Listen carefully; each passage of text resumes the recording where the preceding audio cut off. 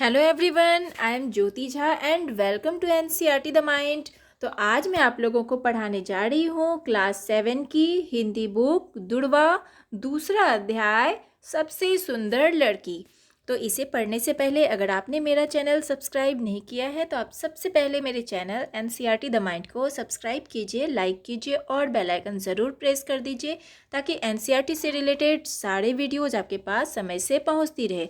और आप इसे ज़्यादा से ज़्यादा शेयर करने की भी कोशिश कीजिए ताकि दूसरे बच्चों को भी इससे फ़ायदा हो सके। तो चलिए बच्चों, पढ़ना स्टार्ट करते हैं। तो देखिए, ये जो चैप्टर है सबसे सुंदर लड़की, इसके जो लेखक हैं उनका नाम है विष्णु प्रभाकर जी। तो विष्णु प्रभाकर जी ने बहुत ही अच्छी कहानी लिखी है, तो आप लोग इसे ध्यान से सुनिए। तो देखिए, समुद्र के किनारे एक गांव था। उसमें एक कलाकार रहता था। वह दिन भर समुद्र की लहरों से खेलता रहता, जाल डालता और सीपियाँ बटोरता। रंग बिरंगी कौड़ियाँ, नाना रूप के सुंदर सुंदर शंख, चित्र विचित्र पत्थर, ना जाने क्या क्या समुद्र जाल में भर देता। उनसे वह तरह तरह के खिलौने, तरह तरह की मालाएं तैयार करता और पास के बड़े नगर में बेच आता। उसका एक बेटा था, नाम था उसका हर्ष। उम्र अभी 11 की भी नहीं थी, पर समुद्र की लहरों में ऐसे घुस जाता जैसे तालाब में बत्तख। एक बार ऐसा हुआ कि कलाकार के एक रिश्तेदार का मित्र कुछ दिन के लिए वहाँ छुट्टी मनाने आया। उसके साथ उसकी बेटी मंजरी भी थी। होगी कोई 9-10 वर्ष की, पर थी बहुत सुंदर, बिल्कुल गुड़िया जैसी। हर्ष बड़े गर्व के साथ उसका हाथ पकड़कर उसे लहरों के पास ले जाता। एक दिन मंजरी ने चिल्लाकर कहा, तुम्हें डर नहीं लगता? हर्ष ने जवाब दिया, डर क्यों लगेगा, लहरें तो हमारे साथ खेलने आती हैं। और तभी एक बहुत बड़ी लहर दौड़ती हुई हर्ष की ओर आई, जैसे उसे निगल जाएगी। मंजरी चीख उठी, पर हर्ष तो उछलकर लहर पर सवार हो गया और किनारे पर आ गया।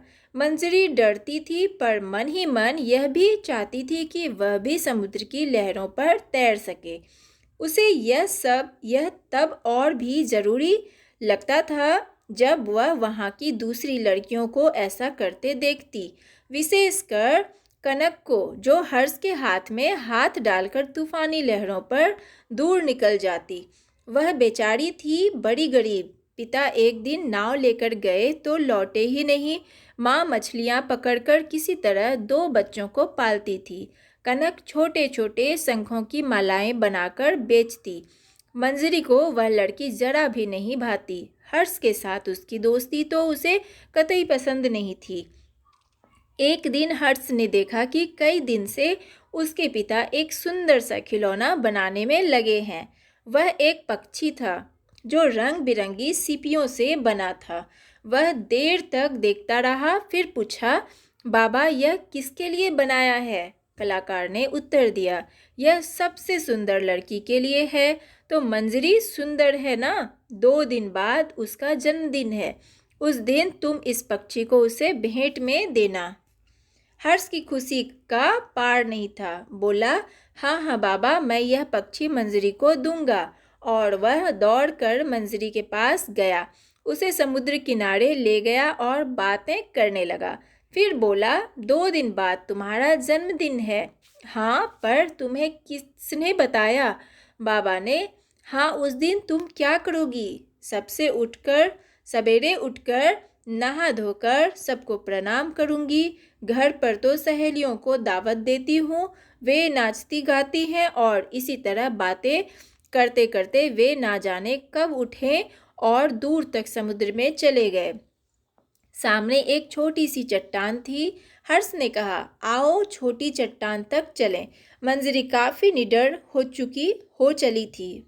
बोली, चलो। तभी हर्ष ने देखा कनक बड़ी चट्टान पर बैठी है।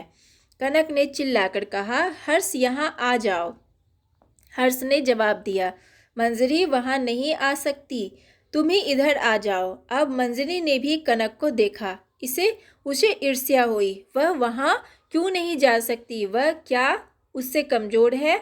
वह यह सोच ही रही थी कि उसे एक बहुत सुंदर शंख दिखाई दिया। मंजरी अनजाने ही उस ओर बढ़ी। तभी एक बड़ी लहर ने उसके पैर उखाड़ दिए और वह बड़ी चट्टान की दिशा में लुढ़क गई। उसके मुंह में खारा पानी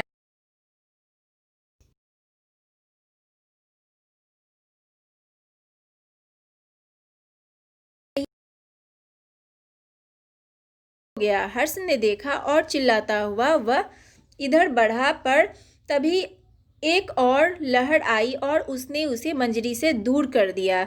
अब निश्चित था कि मंजरी बड़ी चट्टान से टकरा जाएगी, परंतु उसी क्षण कनक उस क्रुद्ध लहर और मंजरी के बीच कूद पड़ी और उसे हाथों में थाम लिया। दूसरे ही क्षण तीनों छोटी चट्टान पर थे। कुछ देर हर्ष और कनक ने मिलकर मंजरी को लिटाया। छाती मली, पानी बाहर निकल गया। उसने आंखें खोलकर देखा, उसे जरा भी चोट नहीं लगी थी, पर वह बार बार कनक को देख रही थी।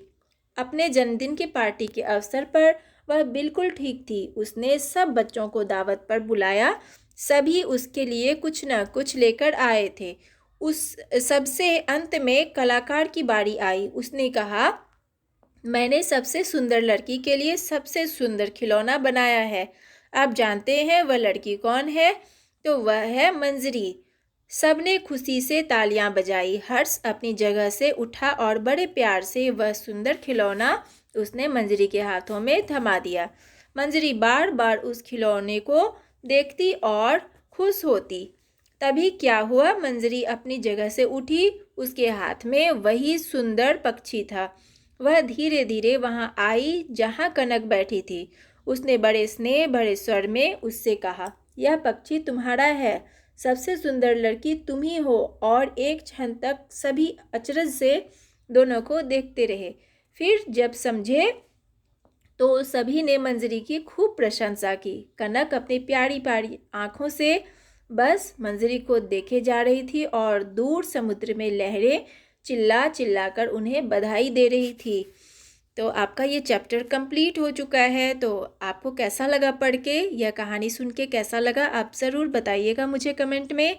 और अगर अच्छा लगा तो एनसीईआरटी द माइंड को लाइक सब्सक्राइब ज़रूर कीजिएगा और बेल आइकन भी प्रेस कर दीजिएगा, ताकि मेरे जितने भी वीडियोज़ हैं वो आपके पास समय से पहुँचती रहे। और इसके जो प्रश्न उत्तर हैं वो मैं आपको अगले वीडियो में आपको बता दूंगी, और इसके जो कठिन शब्द हैं वो भी मैं आपको बता दूंगी डिस्क्रिप्शन में। तो चलिए बच्चों, मिलते हैं अगले वीडियो में। तब तक के लिए bye, take care, thanks to watch my video.